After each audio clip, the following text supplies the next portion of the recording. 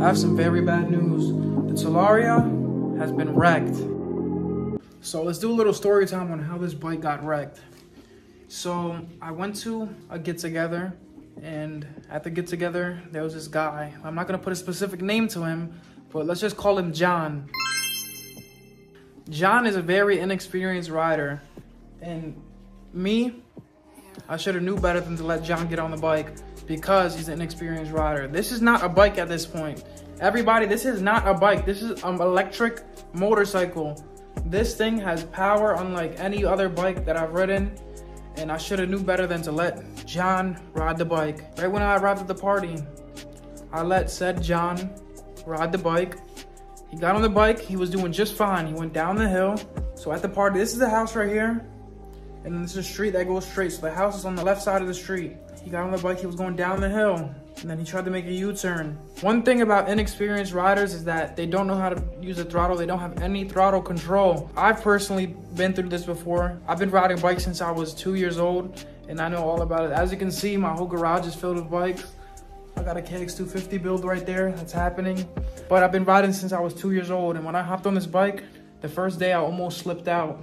John was making a U-turn, coming back around, back up the street, and he death throttled the bike.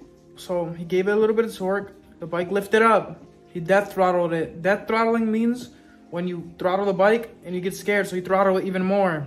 Throttle it into the front end of a car. And that specific car was somebody at the party. And not party, well, it was a get-together.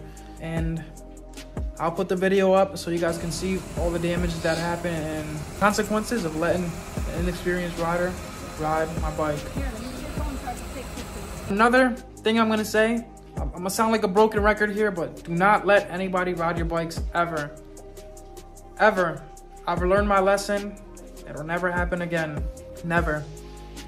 And I just feel so bad. Words can't explain how bad I feel. To myself, the car, and John.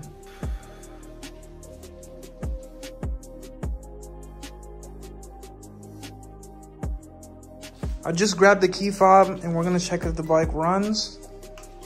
It should run because the back is totally fine. Besides this little scratch, chips in the paint, but that's really nothing we're gonna worry about. We could put a sticker over that. The main thing that I see that's broken on the bike is the forks. They're bent back a little bit and they're bent out to the left, I believe. On that way, you see how it goes straight down right here? And then makes a sharp left. So when the bike crashed, it's leaking oil. As you can see, we don't have no fork guard anymore. It's leaking oil. Back brake doesn't work. Front brake is popped. And now we're gonna figure out what's wrong with these brakes. So we don't have any oil inside there. So that means it leaked out somewhere. So let's follow along this line. That might be the problem right there. Looks like it's melted away. There's a little hole in the brake line, so that shouldn't be much of a problem. We can get this replaced. I don't know if you could hear that. Fork guard, that should come with the new forks. So once we get to disassembling this bike, oof, the bolts out here too. Still has an Air-Cooled 37.